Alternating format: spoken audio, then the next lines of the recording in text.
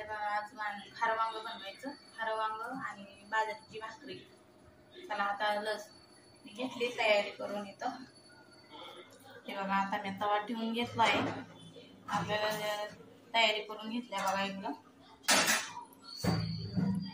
खोबरं घेतलंय, लसूण घेतलंय, एक गड्डी मिरच्या घेतल्या 4-5, खोबरं आणि कोथिंबीर इकडं आहे आपली. कोथिंबीर घेतल्या, तीळ घेतल्या तर थोडं ते आता भाजून घ्यायचं आहे. आपल्याला सगळं आता भाजून घ्यायचं. खोबरं भाजून घेते. वांगी पण इकडे चिरवून मस्त काटे बिटे काढून चिरून धुवून घेतल्या. ती 1/2 किलो आहेत वांगी.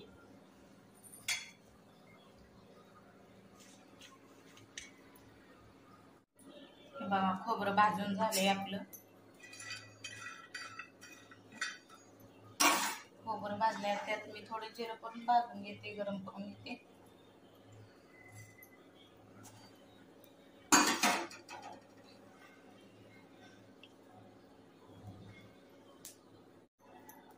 बघा आता तीळ आहे, मी तीळ टाकणार आहे त्याच्यामध्ये. थोडं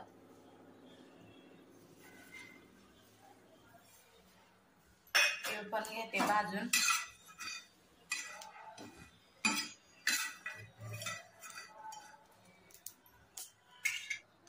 तीळ झालंय आता भाजून. गॅस बंद करून घेऊ आपण. इकडं मिरची, लसूण, कोथिंबीर आता मिक्सर मधून बारीक करून घेते सगळं. हे बघा झालंय, भाजून घेतलंय सगळं, काढून घेतले आता प्लेट मध्ये. आणि आता मिक्सर मधून काढून घेते. हे बघा खोबरं, जिरं सगळं मसाला जी भाजलाय मगाशी तुम्हाला दाखवला ते सगळं मी बारीक करून घेतलाय. आणि मसाले टाकूया अजून बाकीचे त्याच्यामध्ये. हे बघा वांगी सगळे मसाला भरून घेतली मी. सगळे वांगी धुवून घेतली होती, मसाला भरून घेतलाय सगळा. मग कढई ठेव, तेल टाकून घेते बघा आता त्याच्यात.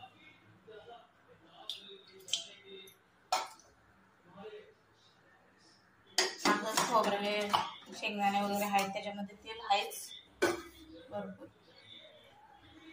तेल गरम झालं का नाही आता मोहरी टाकून घ्यायची बघा आपल्याला त्याच्यात. बघा तेल गरम झाले, मोहरी पण टाकली मी. मोहरी चांगली तडतडली. आता माझ्याकडे कढीपत्ता आहे, सुकला आहे थोडा, पण टाकणार आहे मी त्याच्यातच.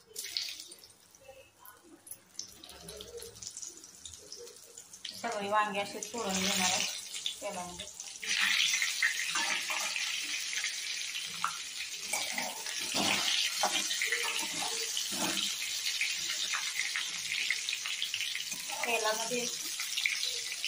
तेलामध्ये चांगलं परतून घ्यायची वांगी मस्त. थोडी सुकली होती घ्यायची. आता उन्हाळ्याच्या दिवसात असं होतं, भाजीपाला लगेच सुकून जातं, राहत नाही लई दिवस. हे बघा वांगी झाले मस्त परतून. त्याच्यावर आता झाकण ठेवून घ्यायचं आपल्याला. झाकण ठेवून शिजवून मस्त घ्यायचे चांगले परतून. झाकण देऊन घेते त्याच्यावरती. बघा झालं वांग तयार आपलं. खारं वांग झाले तयार. भाकरी चालू आहे माझी. बघा भावांना बहिणीनो झाले वांग आपलं तयार. आणि बाजरीची भाकरी तीळ लावून.